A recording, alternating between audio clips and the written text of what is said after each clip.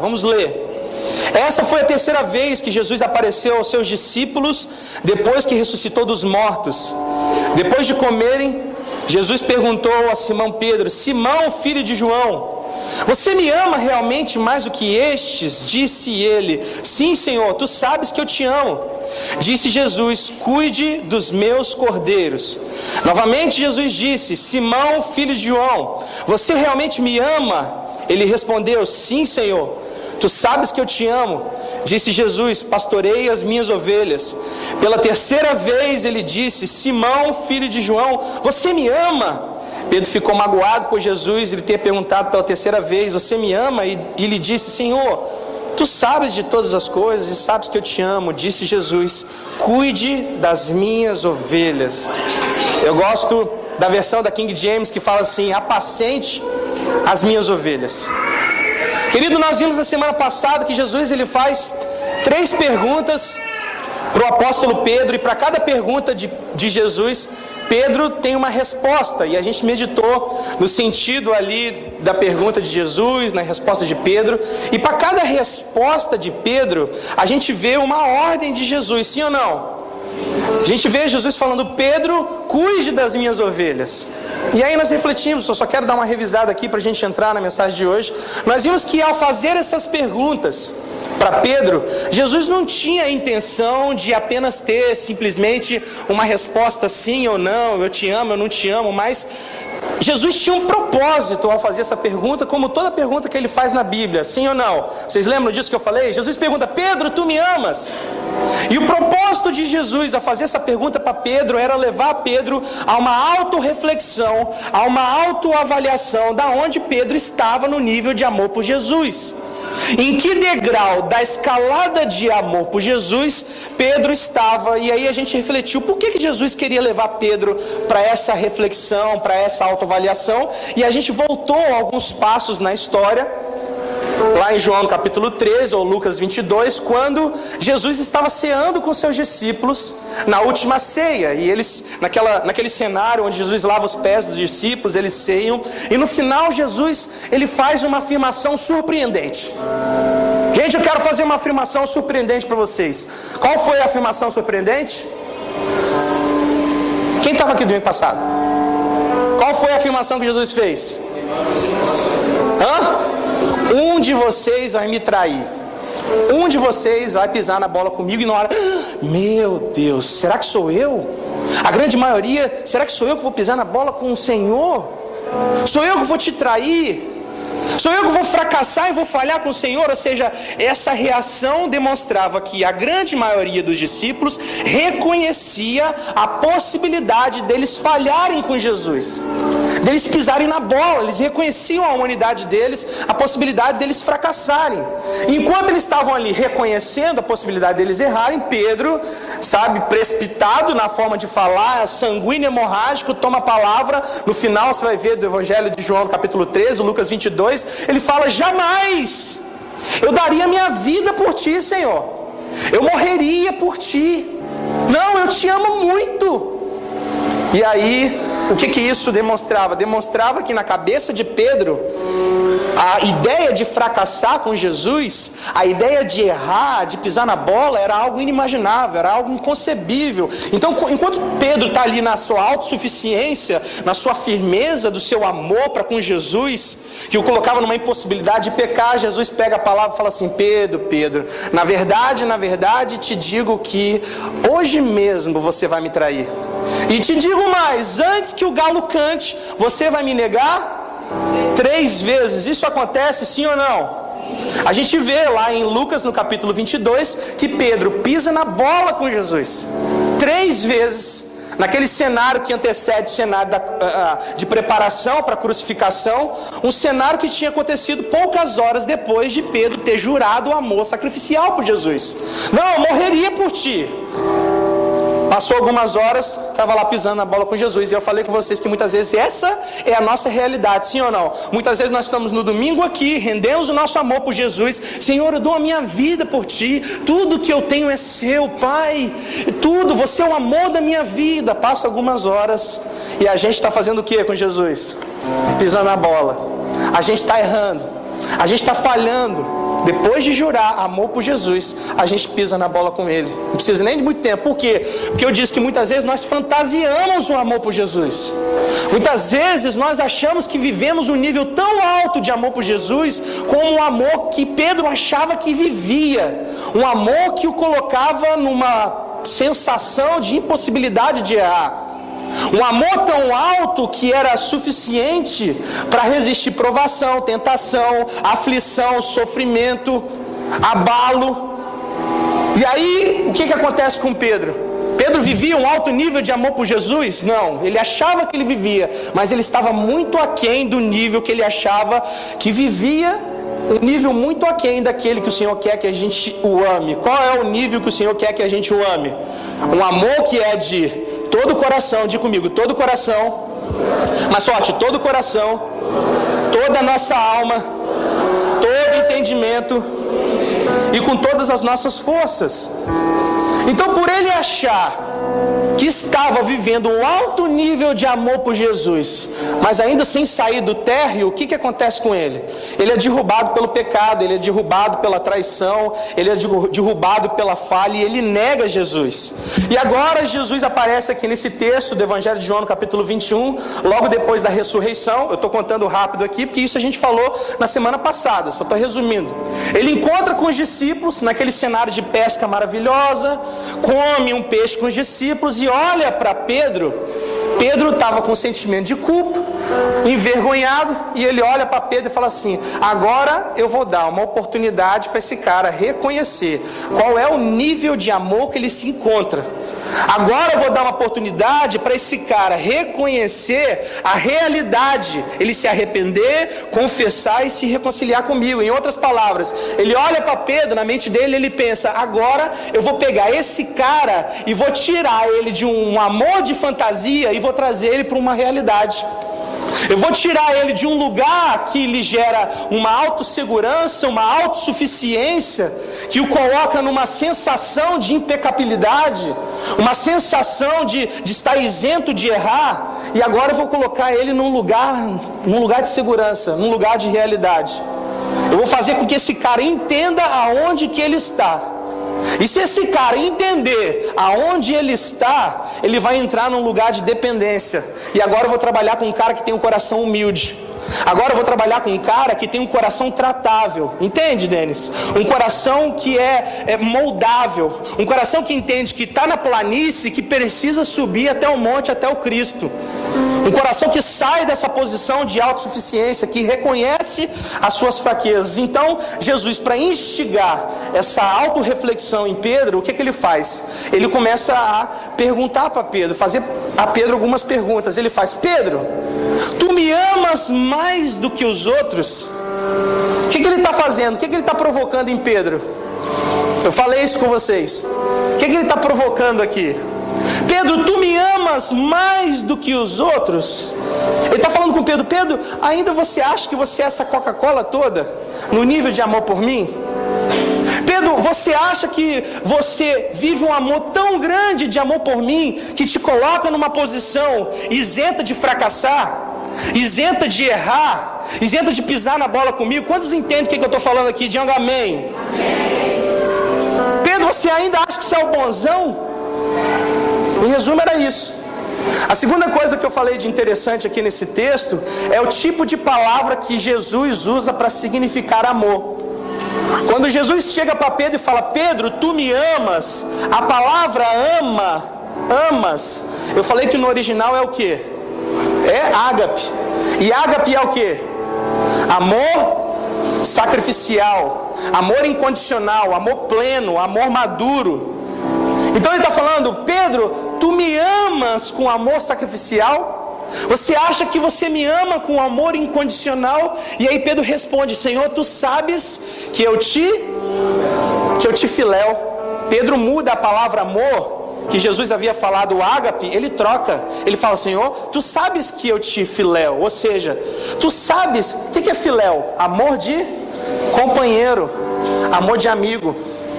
E eu até brinquei com vocês falando de Sueli. Imagina que Sueli chega para mim e fala assim: amor, você me ama? E eu chego para ela e falo assim: eu gosto de você. Eu te considero muito. Você ia ficar feliz? Não, já está olhando para mim assim, ó. E foi isso que aconteceu. Jesus chega para Pedro e fala: Pedro, você acha que você me ama com amor sacrificial? E aí Pedro fala: Senhor, tu sabes que ainda é só filéu. Tu sabes que ainda eu não te amo o suficiente. E aí Jesus vai para a segunda vez, repete a pergunta: Pedro, tu me amas? Tu me ágape? Tu me amas com amor sacrificial? Você acha que você me ama isso tudo? E aí Pedro fala: Senhor, tu sabes que eu te filéu, eu te amo, mas ainda não é um amor sacrificial, ainda não é o bastante. E aí Jesus vai pela terceira vez, ele pergunta: Pedro, tu me amas? E essa pergunta entristece o coração de Pedro. Ele se magoa. Imagina Pedro abaixando a cabeça e se envergonhando, porque essa pergunta, Deus muda a palavra amor que ele estava usando ágape, agora ele usa a palavra que Pedro estava usando para responder ele. Ele fala: Pedro, tu me filéu? Tu me amas? Me filéu? Ele está falando: Pedro, é só isso mesmo que você sente por mim? Eu imagino que Pedro abaixa a cabeça e fala: Senhor, tu sabes de todas as coisas. Senhor, o Senhor sabe, eu reconheço que lá atrás eu me achava o bonzão, que vivia um alto nível de amor para com você, que me colocava numa posição isenta de pecar, de errar, de falhar.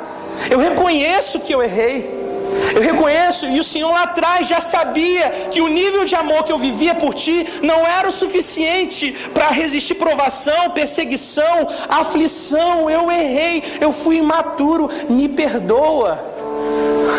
Você está entendendo a história aqui? O que Jesus está fazendo com Pedro? Jesus está dando uma oportunidade para Pedro de examinar o coração e reconhecer as suas falhas. Diga comigo, falhas.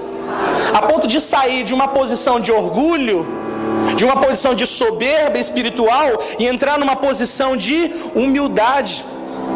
E aqui Pedro consegue avaliar que ele achava que ele estava aqui, mas ainda ele vivia um nível de amor muito aquém daquele amor que ele achava que ele vivia, de um amor que era necessário, um amor que a palavra diz que devemos amar ao Senhor. E aqui ele entende que sozinho, escute, sozinho ele não teria capacidade de amar o Senhor da forma que o Senhor gostaria. Porque essa é a nossa realidade. Nós sozinhos não conseguimos amar o Senhor da forma que nós deveríamos. A única forma de amarmos o Senhor de todo o coração, de toda a nossa alma, com todo o nosso entendimento e com todas as nossas forças, é dependendo do Espírito Santo de Deus.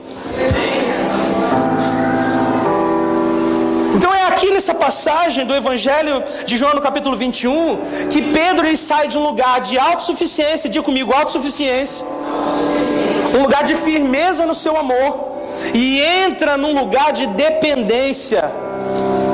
Você está entendendo?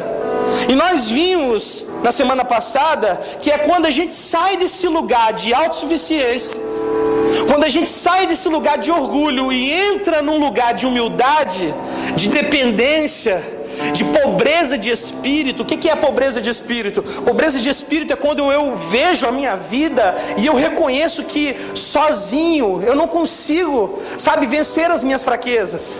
Pobreza de espírito significa entender que eu careço do Espírito Santo para vencer as tentações, para vencer as perseguições, para vencer o sofrimento. Então é quando a gente sai dessa posição de orgulho e passa a entrar no lugar de dependência do Espírito Santo, que o Espírito Santo entra e começa a interceder por nós com gemidos inexprimíveis e nos enche de força para vencermos as nossas fraquezas. Cara, sozinho a gente não ama Deus não. Paulo fala que nossa carne aqui não tem nada de bom.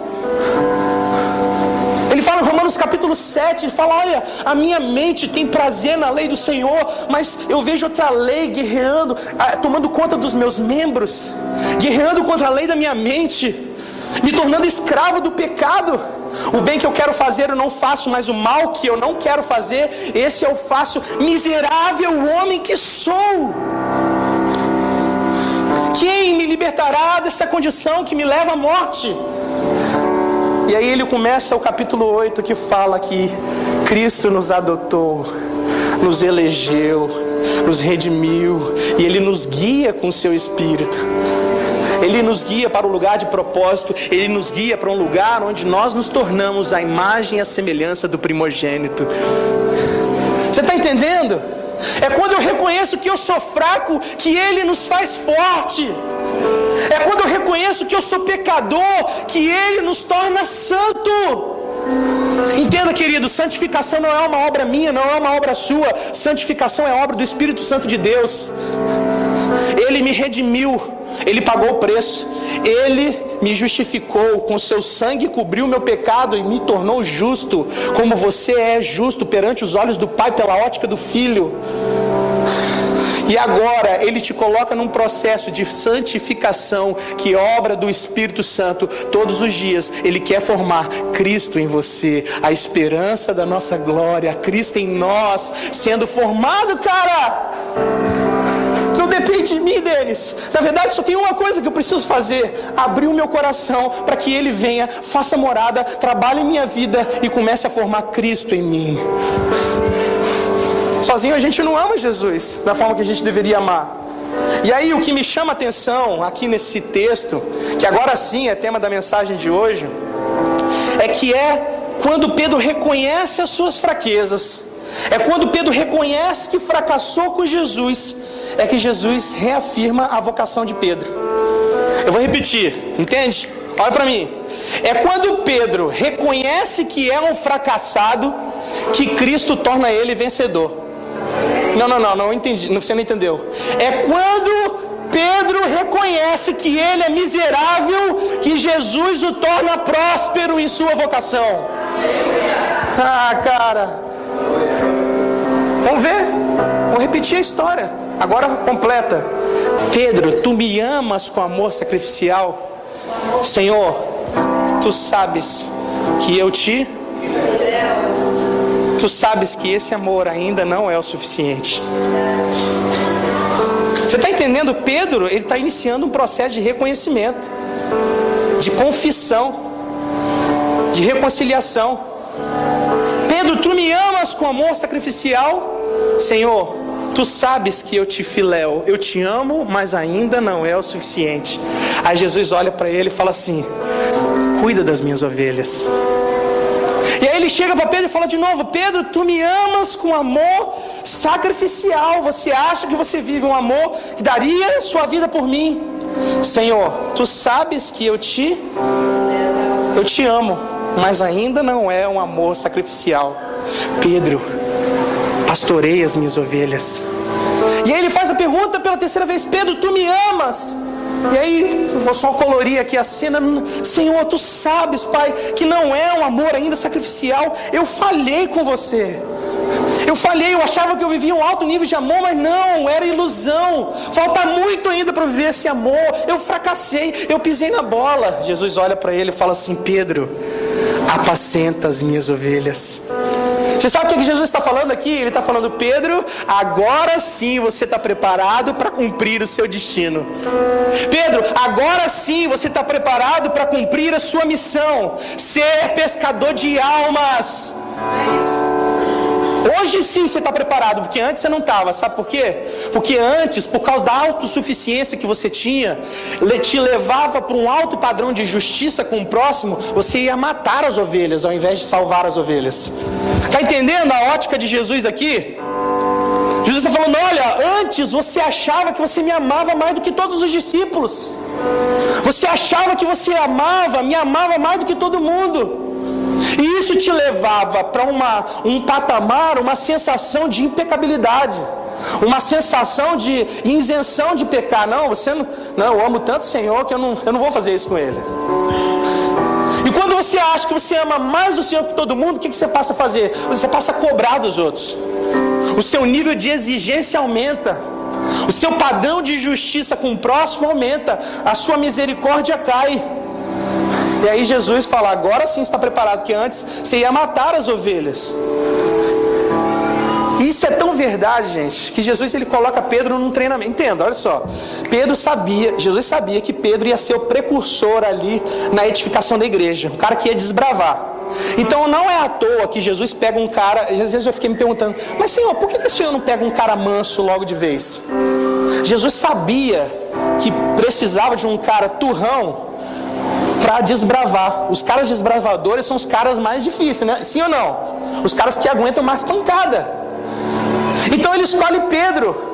O que eu estou querendo dizer? Cara, você tem o seu jeitinho. Deus vai trabalhar com esse jeitinho. Ele vai transformar do jeito que Ele quer. Basta você depender dEle. E aí ele pega Pedro e coloca Pedro num processo. Pedro está lá, fracassa. E aí ele chama, na verdade antes de fracassar ele anuncia. E aí chama Pedro para o jardim do Getsemane. Coloca Pedro, Tiago e João, vocês ficam orando aí que... Fica de vigia aí, que eu vou orar. Os caras vigiaram? Os caras dormiram. Gente, sozinho a gente não tem capacidade de fazer nada. A minha carne aqui não tem nada de bom, Paulo fala. E aí, tá lá Jesus e Pedro. De repente vem os sacerdotes e os guardas, os soldados. E vem para prender Jesus por causa da denúncia do traidor, da denúncia de Judas. Quando chegam os sacerdotes, chegam os soldados, o que Pedro faz, gente? Pá! O que ele faz?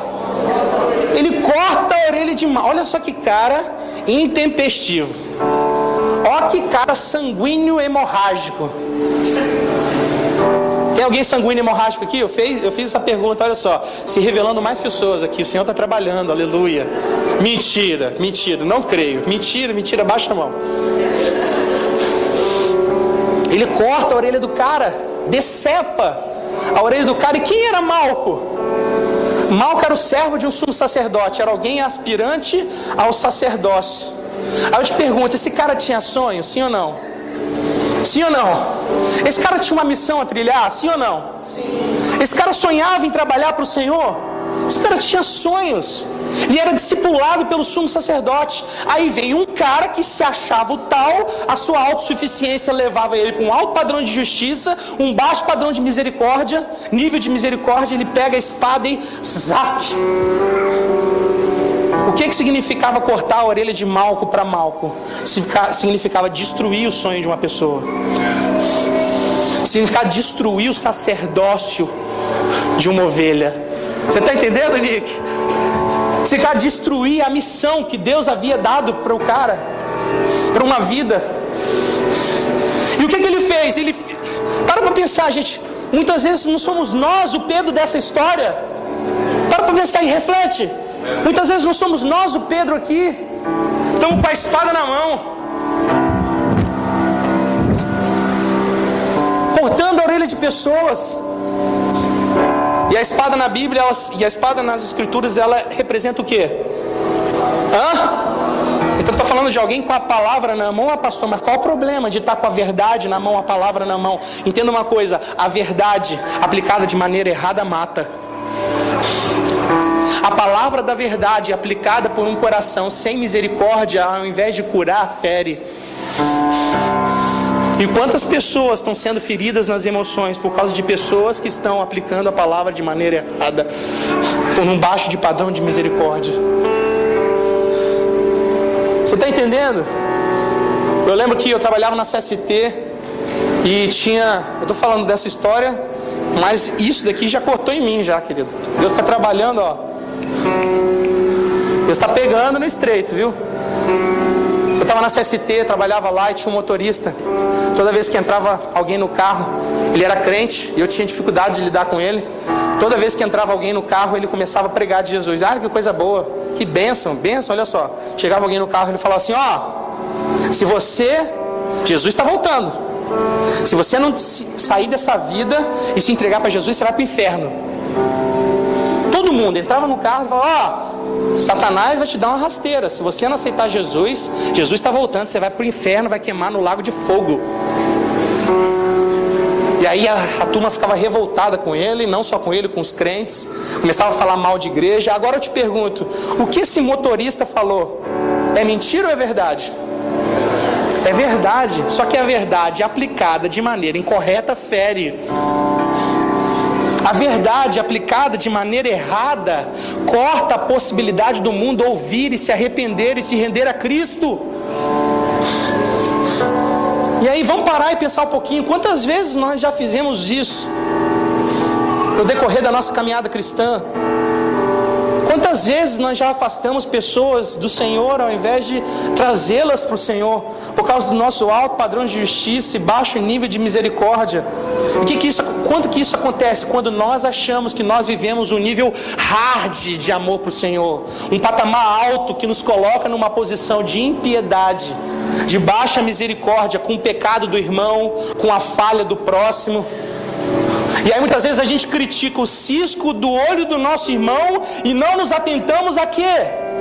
A trave que está nos nossos olhos, ao pedaço de galho que está nos nossos olhos, e ficamos criticando o irmão, falando mal do irmão. É por isso que Jesus chega para Pedro e fala assim: Pedro, guarde a espada, Pedro, embainhe a sua espada.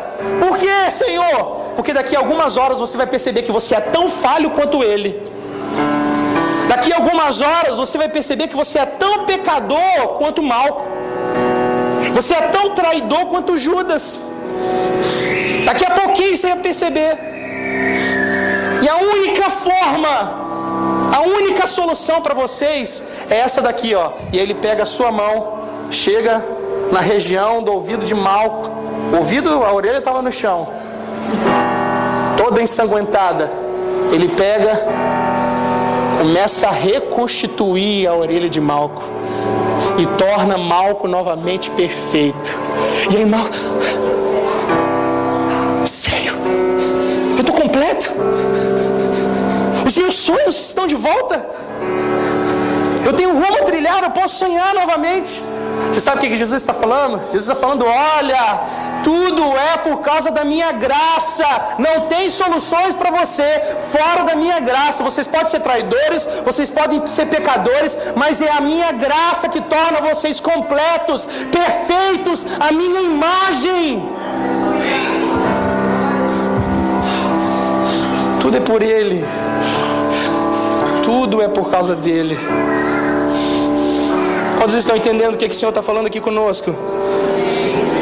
O Senhor nos torna completos, perfeitos, por causa do seu sangue, por causa da sua obra redentora.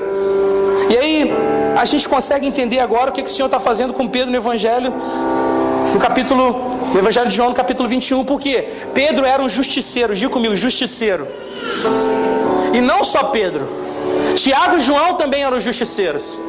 Lembra daquele episódio que Jesus está indo para Jerusalém, em Lucas 9, não precisa abrir, eu vou contar para vocês bem rapidamente. Jesus está indo para Lucas 9, e aí ele manda os discípulos à frente. E os discípulos param no povoado chamado povoado de Samaria, para preparar um lugar para Jesus pernoitar. Preste atenção aqui.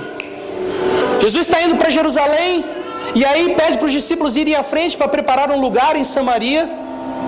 Só que quando os discípulos chegam lá, os samaritanos não aceitam receber Jesus, porque sabiam que Jesus ia para Jerusalém.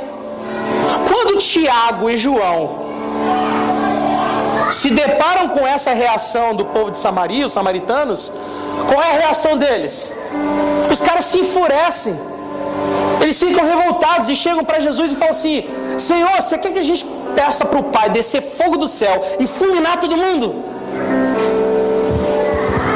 Vão matar todo mundo? Ah não, fulano aqui na igreja está dando um trabalho. Senhor, desce fogo e mata todo mundo. Foi isso que João e Tiago propuseram. Aí Jesus fala: cara, vocês não estão entendendo nada, velho. O Filho do Homem não veio para destruir vidas, ele veio para salvá-las. Ele veio para reconstituir vidas. Você entende? Os caras eram justiceiros. Eles achavam que eles viviam um alto nível de amor por Jesus, e por causa desse alto nível levava eles a uma posição de autossuficiência. E eles começavam a cobrar do próximo, exigir do próximo. Sabe aquele marido que começa a cobrar da esposa a vida de oração? Ó, você está assim porque você não ora. Você está assim porque você tem que ler mais a palavra. Você tem que ter mais momento com Deus, você não tem secreto. Por quê? Porque ele acha que ele é mais santo que ela. Ele acha que ele ama mais Jesus do que ela ama Jesus. E aí, ao invés dele cooperar com ela, amar mais o Senhor, ele cobra. E isso gera o que nela? Ela fica feliz? Não, ela começa a se sentir culpada. Sabe por quê? Cara, eu não consigo ter vida de oração. Ele é um homem de Deus e eu não consigo orar. Eu não consigo amar Jesus. E ela se sente indigna, ela se sente pecadora, ela se sente mal. E aí ela não consegue, pela culpa que ela tem, ela não consegue se encontrar com Deus. E o marido lá bonzão, se colocando na posição de autossuficiência, porque Freud explica que quando a gente quer disfarçar os nossos erros, a gente cobra do próximo, a gente cobra do outro aquilo que a gente não tem e gostaria de ter.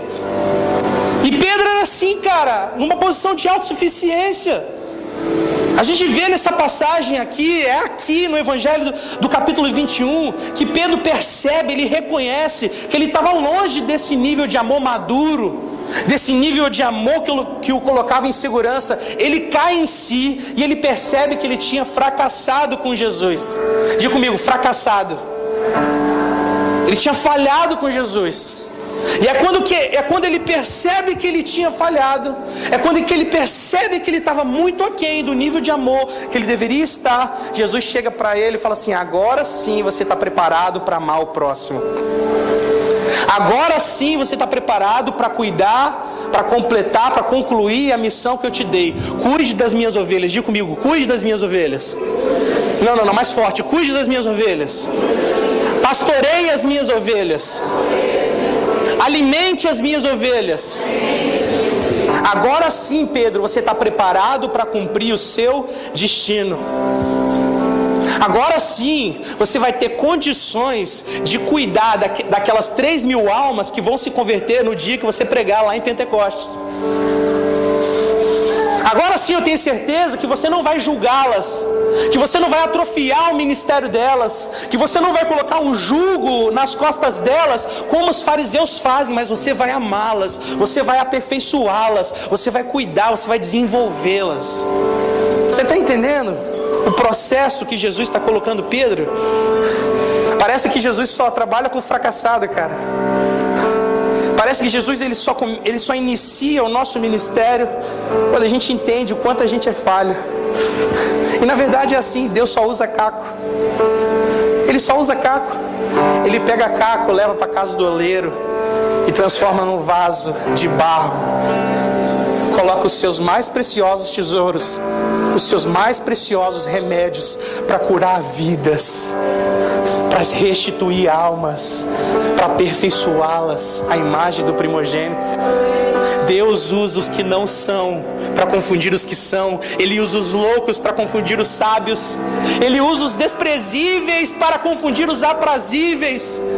Ele usa os caras fracassados, porque onde abundou o pecado, superabundou a graça de um Deus Todo-Poderoso. Talvez você esteja aqui, cara, mas eu não presto, eu só erro. Olha, não tem jeito para mim não. Deus está falando, é assim que eu gosto. Quando você se sente assim, você está com um coração tratável para eu entrar e te transformar num vencedor, transformar numa bomba nas minhas mãos, num pescador de almas, num pregador do evangelho. Os discípulos, quando eu oro para os discípulos, eu falo: Jesus, Senhor, o Senhor é o pior psicólogo que faz processo de seleção na face da terra. Sério? Só escolhe os caras, os piorzinhos, velho. Mas Ele capacita quem Ele escolhe. Se submeta ao processo de Deus. Hoje Ele está te chamando para ir para a casa do oleiro. Ele vai quebrar, dói, é difícil. Mas Ele vai fazer com que você torne um vaso de honra, um vaso de glória nas mãos do Rei Todo-Poderoso. Sabe, quando eu prego aqui para vocês, quando eu estou aqui olhando para vocês, eu vejo muitas pessoas que foram feridas por homens que usaram essa palavra de forma errada. Talvez eu possa ter feito isso com você. Eu sou falho também. Eu vejo muitos homens, por imaturidade, por falta de sabedoria, usando isso daqui com falta de amor. E você está se sentindo como o Malco, sem uma orelha, sem um braço, sem uma perna, ou sentindo como o Mefibosete, sabe, cortado nas suas pernas, num lugar sem pasto, num lugar de orfandade. Mas hoje Deus vai derramar da paternidade dele no seu coração. Hoje Ele vai restituir todo o seu coração, toda a sua alma, e você vai ser uma vida poderosa nas mãos dele. Aleluia, aleluia. Gente, entenda uma coisa, quando Jesus trabalhou aqui na terra, olhe para mim, quando Jesus trabalhou aqui na terra, ele sabia que ele ia ficar por pouco tempo. E aí o que ele faz? Ele prepara discípulos. Ele chama homens, capacita, aperfeiçoa, empodera e envia. Por que Jesus faz isso? Porque ele queria que os discípulos não fossem apenas ouvintes da sua mensagem, mas ele queria que os discípulos se tornassem corresponsáveis da sua missão. Vou repetir, Jesus queria preparar discípulos, e a intenção de Jesus não era ter discípulos que escutassem bem a sua mensagem, mas ele queria que os discípulos se tornassem corresponsáveis da sua missão, do seu encargo. E Jesus era o quê? Jesus é o bom pastor que dá a vida pelas suas ovelhas. Então quando Jesus está procurando homens, o que ele quer? Ele quer levantar homens, Jefinho, Denis, que caminhem na sua missão, cumpram a sua missão, mas caminhem no mesmo espírito do coração dele. Homens que estão dispostos a dar tudo de si pela sua causa. Homens que estão dispostos a dar tudo de si pelas ovelhas, Magá. Tempo, habilidade, recursos. Vocês estão entendendo? Digam sim. Jesus está procurando pastores, homens que vão cuidar, diga comigo, cuidar, que significa guiar, homens que vão pastorear. Eu estou falando de dar destino para as ovelhas. E homens que vão apacentar, diga comigo, apacentar. Homens que vão alimentar, prover os recursos necessários para as ovelhas. E quando eu estou falando pastorear, não estou falando de um pastor institucional, de um líder que é ordenado para cuidar de uma igreja local. Não, não. Eu estou falando do chamado para os discípulos, para todos os discípulos. Cuidar, pastorear, alimentar as ovelhas. E quem são as ovelhas que o Senhor está falando nas Escrituras? Os discípulos perguntam, quem são as ovelhas? E Jesus responde, são os perdidos da casa de Israel. Sabe quem são as ovelhas? São todos aqueles que ainda não encontraram a paternidade de Deus e estão vivendo no lugar de orfandade. São todos aqueles que estão lá fora ou aqui dentro que ainda não encontraram lugar, sabe, de pastoreio, de cuidado no Senhor. E aí olha só, abre comigo Mateus capítulo 9, versículo 35. Mateus capítulo 9, versículo 35.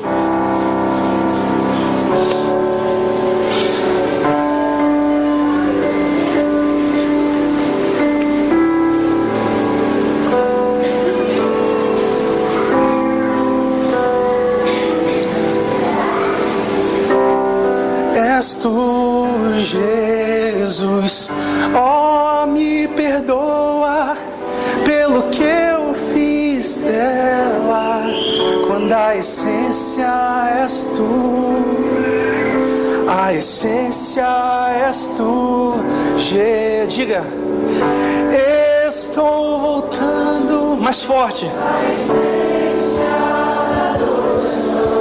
e a essência és tu, a essência és tu, Jesus. Oh, me perdoa pelo que eu fiz dela, quando a essência és tu.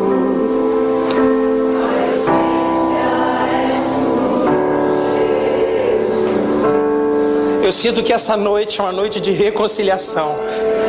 Sabe, você sabe quando você vê a atmosfera, aquela atmosfera do pai esperando o filho na porta, na varanda, em frente à sua casa, e no final vem o filho pródigo, sabe, todo sujo, fedendo, mal vestido, cabisbaixo por ter gastado toda a herança, fora dos caminhos do Senhor, está sem nada, e o pai está assim, ó, vem filhinho, tá aqui, ó, eu tenho um anel novo para ti, eu tenho uma túnica nova, não, manda trazer lá o animal, vamos matar porque tem uma festa para você, sabe, eu tô sentindo o cheiro de festa, noite de reconciliação.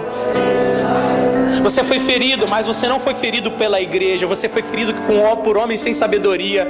Mas hoje você está aqui diante de um pai que te ama. Você é filha amada de um pai apaixonado. Ah, Fala assim: eu sou filho amado de um pai apaixonado. Fala: eu sou filha amada de um pai apaixonado. Fala: papai. Você pode não ter pai aqui nessa terra, o seu pai pode ter ido embora, mas ele está falando: eu sou o seu pai. Eu vou mudar todo o conceito de pai na sua mente. E sabe o que eu vou fazer com você? Eu vou te preparar para te guiar no propósito novamente. Lá atrás você estava no propósito, eu lembro, você fazia isso, você fazia aquilo, você chorava por mim, você perdeu isso. Mas hoje eu estou te colocando de volta no propósito.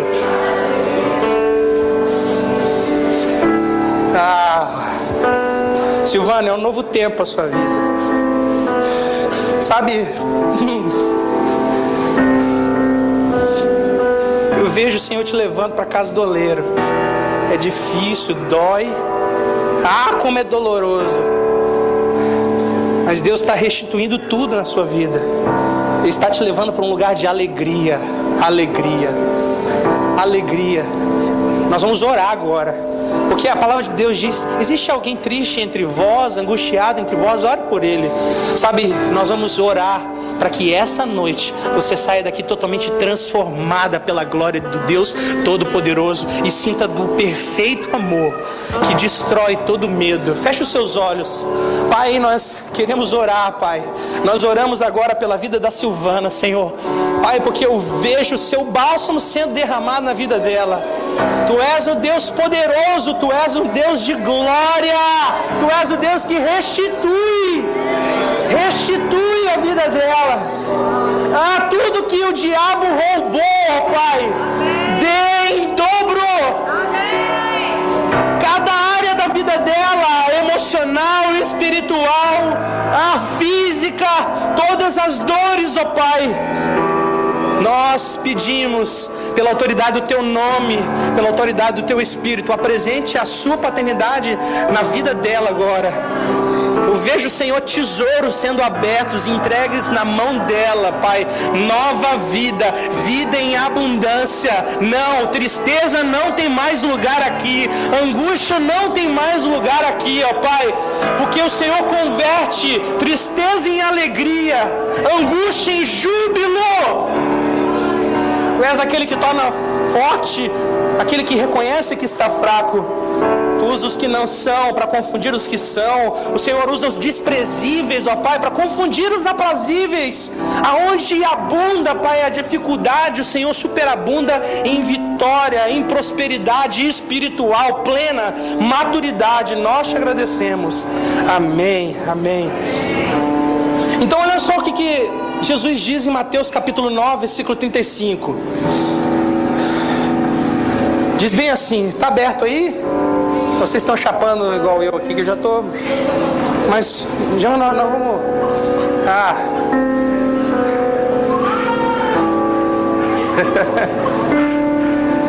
O Senhor é bom demais, cara. Não tem coisa melhor do que servir Ele, não. Jesus ia passando por todas as cidades e povoados, ensinando nas sinagogas, pregando as boas novas do reino e curando todas as enfermidades e doenças. Ao ver multidões, teve compaixão delas, porque estavam aflitas e desamparadas, como ovelhas sem. Então disse aos seus discípulos: a seara mas poucos são os trabalhadores. Peçam, pois, ao Senhor da seara que envie trabalhadores para a sua seara. Então escute, Jesus ele está trabalhando numa estrada intensa de trabalho, passando por muitas sinagogas, pregando o evangelho, tocando todo tipo de gente, curando enfermos, purificando leprosos, expelindo demônios. E aí do nada ele se depara com uma grande multidão. Diga comigo, grande multidão. E quando ele vê essa grande multidão, ele enxerga, ele passa o raio-x dele e ele percebe a dor do coração daquelas pessoas. Ele percebe a necessidade. Você vê como Jesus tinha um coração misericordioso. O que é misericórdia? Misericórdia, miséria, córdia, coração, misérias do coração. Misericordioso é quando você vê as misérias, a dor do coração do irmão. Então quando ele olha para Jesus, quando ele olha para a multidão, Ele vê as dores, as necessidades que aquelas pessoas tinham por encontrar um lugar de pastoreio, um lugar de cuidado, um lugar de amor. E o texto diz aqui no versículo 36, que vocês repetiram, elas viviam como ovelhas sem pastor. Agora peraí, vamos raciocinar aqui. Jesus estava ali, não estava? Sim ou não? E Jesus era o bom pastor de ovelhas, sim ou não? Por que aquela multidão estava se sentindo como ovelha sem pastor? Porque Jesus sabia que na sua humanidade ele não tinha condições de cuidar daquela multidão toda. Você está entendendo? Ele vê aquela multidão, se depara com aquele problema, com aquela demanda, e quando ele vê, ele vira para os discípulos e fala assim: olha, vamos pedir para o Pai, para que o Pai mande trabalhadores, porque a seara, ela é grande. O trabalho, a demanda é grande, mas poucos são os ceifeiros, os trabalhadores. O que ele está falando? Olha, a multidão é grande, mas poucos são aqueles que estão dispostos a cuidar, diga comigo, cuidar, a dar destino e a prover as necessidades da multidão. Por isso que ele diz no versículo 38, ele fala assim: peçam, pois, ao Senhor da seara que envie trabalhadores para a sua seara. O que Jesus está dizendo aqui? Ele está dizendo: gente, presta atenção, vamos orar para Jesus, para o Pai mandar evangelistas para proclamar o Evangelho. Vamos orar para o Senhor derramar dons, para ter mais cura, para ter mais milagre. Vamos orar, é isso que Jesus está pedindo? Presta atenção, tinha uma multidão seguindo Jesus, sim ou não? E essa multidão estava seguindo Jesus por causa de quê? Por causa dos milagres. Então, se viesse mais evangelistas, mais pessoas fazendo sinal e maravilha, o que ia acontecer? Multidão ia aumentar, a demanda ia aumentar. Era isso que Jesus estava querendo? Era essa a necessidade da seara? Sim ou não? Apesar de ser importante, sim, é importante evangelistas para proclamar o Evangelho, mas Jesus tinha acabado de fazer isso aqui nessa ocasião. Então, quando Jesus está falando: olha, peçam ao Pai que envie trabalhadores, diga comigo, trabalhadores. Que tipo de trabalhadores a seara precisava? Jesus estava precisando que se levantassem homens dispostos a cuidar de gente, pastorear, dar destino para as pessoas e para prover as necessidades da multidão. Você está entendendo o que o Senhor está falando? Ele está falando: gente, eu preciso de homens que me ajudem a transformar essa multidão em discípulos. Cara, eu preciso de gente que me ajude a formar mais pessoas para transformar, para suprir as necessidades dessa multidão e para aperfeiçoá-las até que elas se tornem discípulas minhas. O que Jesus está falando? Ele falou: olha, eu não quero apenas gente que ouça a mensagem, eu não quero apenas homens que aprendam o que está sendo ensinado, mas eu quero levantar homens que estejam dispostos a ser corresponsáveis na minha missão, no meu encargo, pastorear e cuidar de um rebanho, cuidar de multidão, cuidar de ovelhas. Então entenda, se você está aqui, você está ouvindo a mensagem, se você está aprendendo tudo aquilo que está sendo ensinado, você está na metade do caminho da sua vida cristã. Porque a segunda metade é: cuide, diga comigo, cuide. Segundo, dê destino, mande recursos, alimente, apacente, diga comigo, apacente. Apacente as pessoas que estão à sua volta. Para quê? Para que essas pessoas que se transformarem em discípulos guiem mais pessoas, pastoreiem mais pessoas, provejam os recursos necessários para que essas pessoas se tornem discípulos.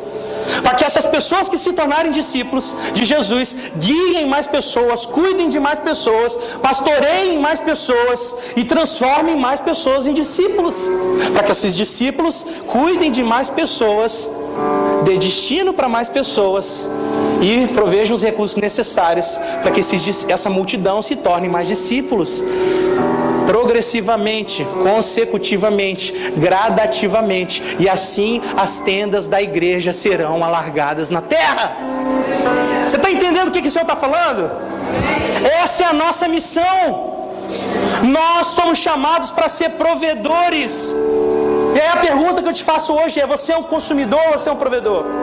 Eu sei que você adora isso, mas olha para esse irmão abençoado e lindo que está do seu lado. Eu prometo que só isso que eu vou fazer na noite. Fala assim: você é um ligador ou você é um recebedor? Lembra daquela propaganda da Oi? Quem lembra? Propaganda da Oi, 15 anos atrás. Júlia nem era nascida.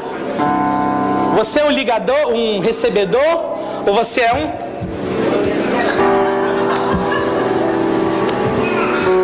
E aí? Você é um consumidor ou você é um provedor? Dá uma pensada nisso aí, sua vida hoje. Porque parece que a gente distorceu o sentido de vida de igreja. Não, vida de igreja é eu vim aqui num domingo de ceia, ou vim aqui num domingo, ouvir uma música, ouvir uma mensagem, me abastecer, e aí nós viramos consumidores de mensagens. Ouvimos 50, ouvimos 100, ouvimos 200 mensagens no ano, participamos dos cultos, de conferências, de seminários, de congressos, de sei lá o que, de YouTube. Consumidores de mensagens, sendo que, na minha opinião, bastava ouvir 3 a 5 mensagens no ano, e o resto do tempo a gente deveria ficar investindo tempo, recurso, energia, talento para cumprir a missão que Deus nos deu. Você está me entendendo?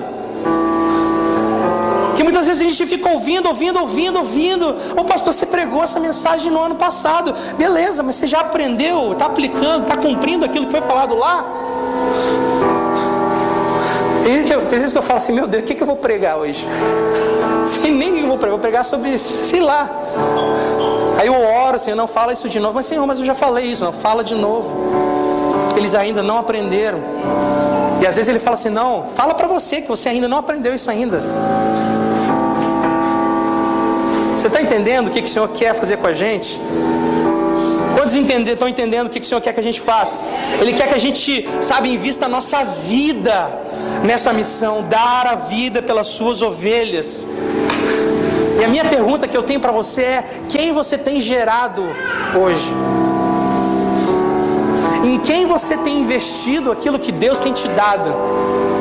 Paulo ele fala assim, que tem sofrido dores de parto. Eu vos gerei com dores de parto em Cristo Jesus. Sabe, a pergunta que eu te faço é: por quem você tem sofrido dores de parto? Você tem sofrido dores de parto para formar Cristo em quais pessoas, Jefinho? É uma pergunta dura, né? Denis, Patrícia, Alessandra, Rafael, Magá, Lana, Raimundo. Nós estamos sofrendo dores de parto, está doendo, estamos sofrendo para gerar, para formar Cristo em quem, Iago? Essa é a nossa missão, cara. Quem nós estamos discipulando e formando a imagem de Cristo? E toda vez que eu falo isso daqui, eu lembro dos meus avós, cara, não adianta. Meus avós foram pastores, os dois. E para te falar a verdade, eu não lembro de uma mensagem que esses dois pregaram. Não lembro. Você lembra de alguma mensagem que vovô Zé Gomes pregou? Eu não consigo lembrar. Você lembra de alguma mensagem? Não consegue. Mas eu lembro de um cara que era apaixonado por Jesus, começando a falar pelo vovô Zé Gomes, que muitos conhecem. Um cara apaixonado por Jesus. Um cara que quando chegava nas pessoas, ele beijava todo mundo assim. Aleluia! Um cara que não estava no púlpito, mas estava nas mesas. Cara, eu vou largar tudo isso aqui. Toma, prega aqui. Sério, dá vontade. Quero ter mais tempo de fazer isso. Ia para as mesas, ia para as casas. Tem banana aí? Aí comia. Depois chegava: Patrícia, eu posso deitar na sua cama um pouquinho? E dormia na casa do irmão, sem conhecer o irmão direito, à frente. Mas ele amava pessoas. Ele pegava no braço, chegava a doer, ele gostava de contato, estava na porta, visitava. Ele amava estar na mesa, ouvindo a história das pessoas, sentindo o coração dos irmãos, e tinha sempre uma palavra de amor, uma palavra de encorajamento. Chorava com os que choram. Final do culto, ele não pregava, estava ali quietinho, mas ele levantava: ei, Aí pegava o microfone no final: eu quero que vocês orem pela irmã Cleima. Aí chorava, começava a chorar porque a irmã Cleima está sofrendo. Sentia a misericórdia, se alegrava com os que se alegram, e muitas vezes ele era a ferramenta de alegria, para trazer alegria para as pessoas. Eu lembro uma vez que tia Ilma contou que ela trabalhava na Caixa Econômica e a colega dela de trabalho estava desesperada porque o pai dela tinha sofrido AVC, Bené. E aí Bené não era, está lá na igreja até hoje, Bené não era cristão, não era crente. E aí a tia Ilma conta pro meu avô em casa: não, onde que é que eu vou lá? Lá em Paú. Não, eu vou lá visitar ele. Chegou lá na casa do Bené, Bené estava na cama contorcido, com AVC, sabe, com um olhar, não conseguia se mexer. E aí Jesus, meu avô está lá com Jesus, chega no quarto, fala assim: ei cara, levanta daí. Senta na beirada da cama e começa a contar a história de milagre, que Deus tinha feito na vida dele, que Deus tinha curado ele, milagre que ele tinha visto na vida do irmão, que ele tinha orado pelo irmão, o irmão levantou, paralítico levantou, câncer foi curado, e foi contando, e o cara lá contorcido. E aí ele levantou e foi para a cozinha, sei lá, pediu um copo d'água ou mais uma banana, não sei. Ele gostava de comer e estava ali contando milagre. Ele amava fazer isso, contar milagre. Está contando milagre. E aí está bebendo um copo d'água. De repente, quem é que aparece do lado dele? O cara, o Bené, que estava na cama contorcido, estava de pé entregando a vida para Jesus. E esse cara nunca mais largou Jesus, e nunca mais abandonou o meu avô. E está vivo. E eu lembro do ano passado, meu avô estava no caixão e ele chorando: ô Zequinha, você me trouxe para Jesus, você investiu a vida em mim, como eu vou sentir saudade. E estava até hoje servindo Jesus. Eu lembro do meu avô, ainda no leito de dor, na cama, antes de dar o último suspiro, chegou uma moça, falou: sentiu? Eu estou vindo aqui hoje porque eu quero entregar a minha vida para Jesus hoje. O Senhor investiu, tio, na minha família. Ô tio, você me visitou, eu aprendi a conhecer Jesus com você. Eu quero te dizer, e ele nem estava com o olho aberto, estava com o olho fechado: eu quero entregar a minha vida para Jesus hoje. Cara, ele não precisou falar, cara. Ele estava deitado numa cama morrendo, ganhando vida, porque deu a sua vida pelas ovelhas. Quando eu penso no meu avô Geraldo, que faleceu essa semana, na quinta-feira, também pastor, eu não lembro de uma mensagem, mas eu lembro de um cara que doou a sua vida pelo próximo,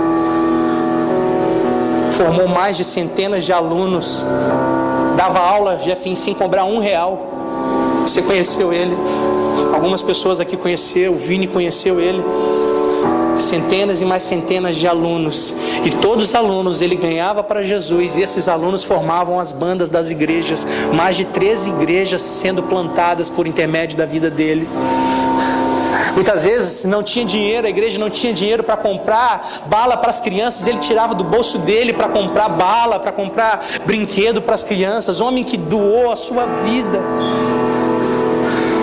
E a minha pergunta é: em quem nós temos investido a nossa vida?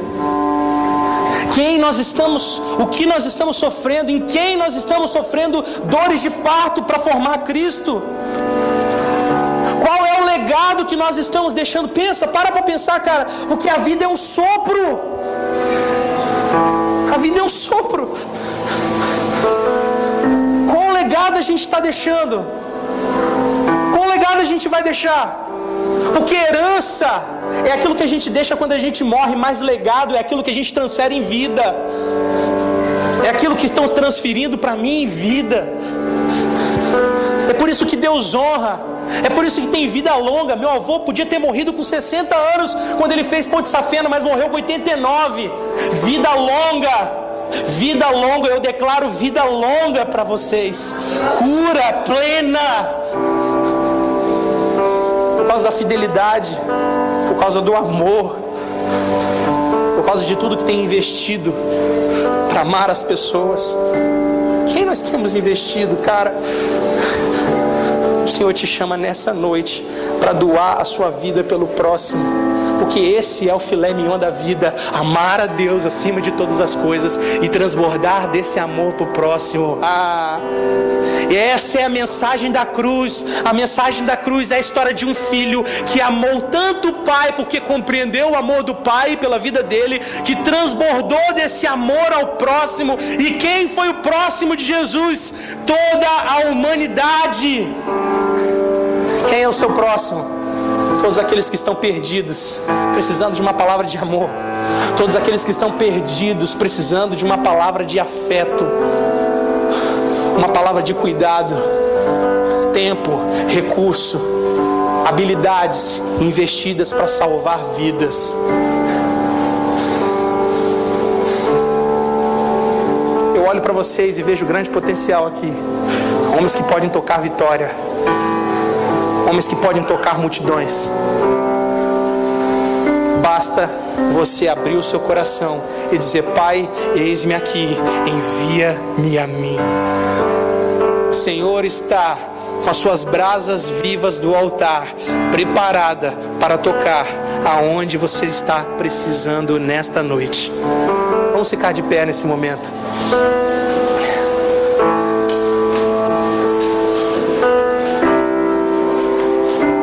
Eu quero que você feche os seus olhos e comece a falar com o Senhor.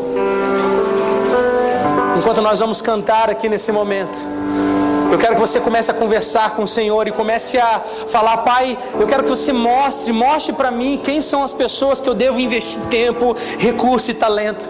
Pai, eu reconheço, Pai, que eu vivia um nível de amor, de autossuficiência por Ti, Pai, que muitas vezes me colocava numa posição de exigência para com o próximo. Pai, mas hoje eu entendo que eu dependo de Ti, Pai, para Te amar. E eu quero transbordar desse amor para o próximo. Eu quero investir toda a minha vida, Pai, para resgatar aqueles que estão perdidos à beira do caminho, para resgatar aqueles que estão no lugar sem pasto, Pai. Capacite a minha vida, faça o meu coração transbordar do amor por Ti. Derrame o Teu fogo no meu coração, refinando, ó Pai, consumindo todo o pecado, todas as impurezas. Aviva o meu coração nessa noite, aviva a minha vida nessa noite. Nós Te pedimos, adore nesse momento, cante e se alegre com o Senhor.